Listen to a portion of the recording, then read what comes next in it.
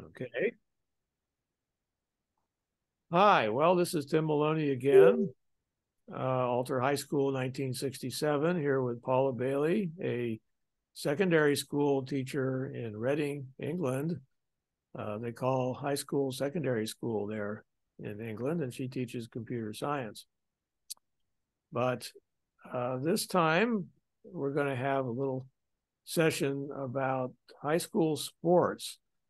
Now, I wasn't much into sports at Alder High School. I was more of an academic achiever and later what some call a thought leader in my Silicon Valley Corporation. I worked for Intel for 32 years.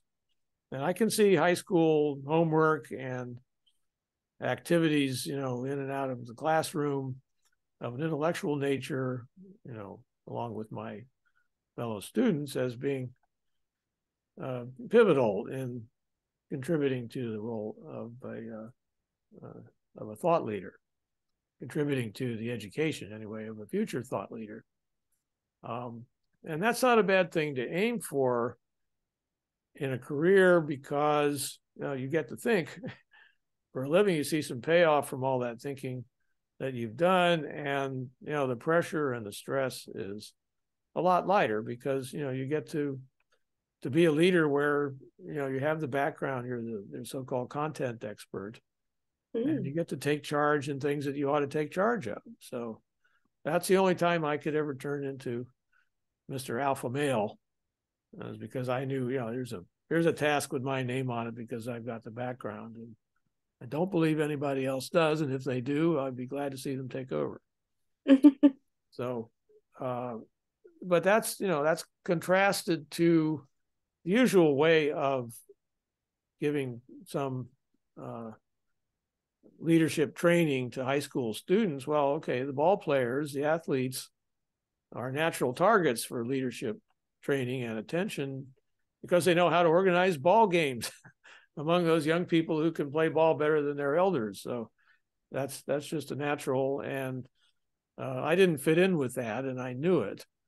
And as far as high school sports to go out for, the only thing that I could have possibly aimed for, and I did a little, was golf, because my dad taught me how to play golf from quite an early age.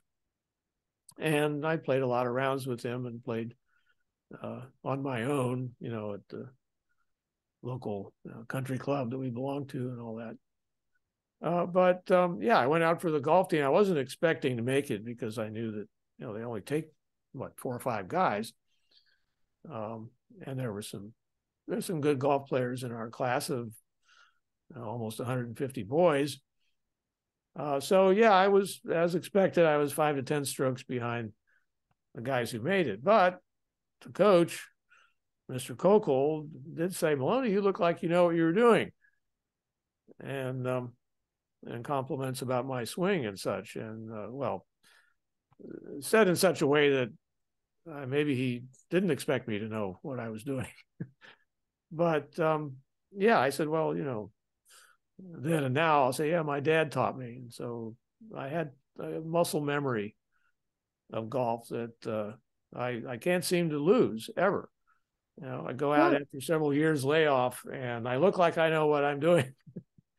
I have a nice swing. Everybody says so. And I get a few good shots in, sometimes, a real killer of a long putt or, chip in with my dad around. I mean, those are some of the nicest memories that I have of even from the later years. I would pull that, but my overall score, not so good. I can't seem to hit the ball straight consistently enough to become addicted to golf, always knowing I could do a little better the next time. I've got a ways to go in that sense. So, Dad was glad to see me give it a try. And I didn't have to spend excessive time trying to be a good enough golfer to win something for our school. But there were other things that developed that were developmental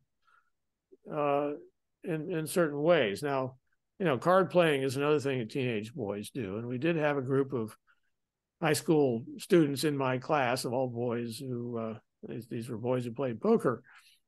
And so I had my poker playing crowd as a junior and senior in high school. Now, you might ask, does that develop character or what? Well, it's a little disappointing in that sense. I mean, sure, there are social skills that it's about time you acquire that poker playing can help with, but I didn't consider it like a sport where you learn some teamwork and cooperation and serious diplomatic skill and interaction. It's more of an individual achievement thing, again, like a lot of school is required to be, where you're just acquiring skills to help beat the other guys and and maybe be gracious about it, or at least not start fights. But then in later years, there's another game that was, in the environment, at least as a college student, but I was wary of getting, too accustomed to playing it, and that was bridge. Now, my parents played bridge, but not very seriously, and I knew a little bit about it, knew the basic rules, but I had a lot to learn in order to be competitive with the other guys at MIT that played bridge. I looked over their shoulder a few times and realized that this could do the same thing to me that it's already doing to them, and not doing well in their studies because they play bridge too much. That was a possibility. So I tended to keep that at a distance for a long time. I kept it at a distance until I joined Intel at the age of 34 after my PhD and a job at another company. And suddenly I was in a little bit different job, not a research job anymore, not a research lab job, but a reliability group job where I interacted with people a lot more. And there was a lunchtime bridge game. Yeah. A lunchtime bridge game going on where our manager even played on most days. So that was an opportunity to, get in and, get a book and start reading. I've got a game to look at for a while and then join in on, perhaps in short order. Maybe it's time.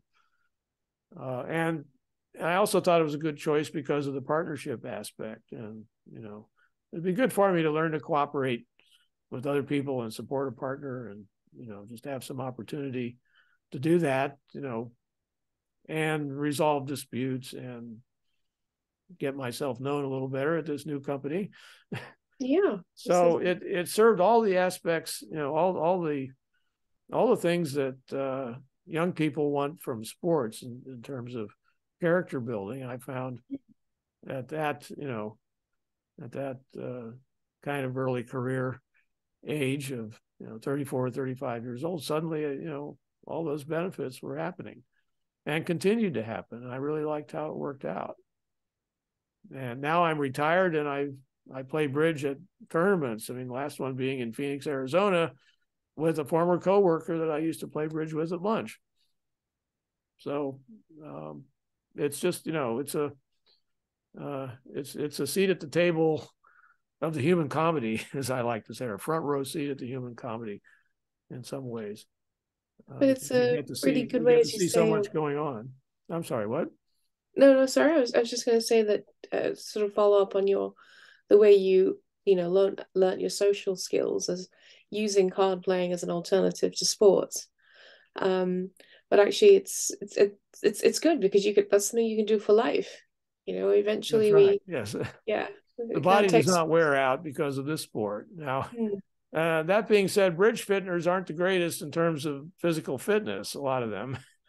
But I take care of that with folk dancing and with just general exercise. And more bridge players could stand to do that. I'm often the only one in the exercise room in the hotel where the bridge players are staying.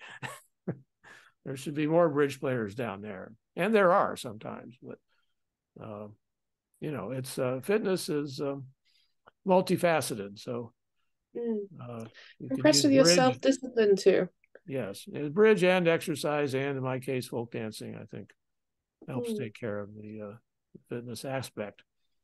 Well, we're down to our last minute on this session, so maybe Oh it's my time gosh. to conclude here. Yeah. Okay, well, thank you for watching, everyone.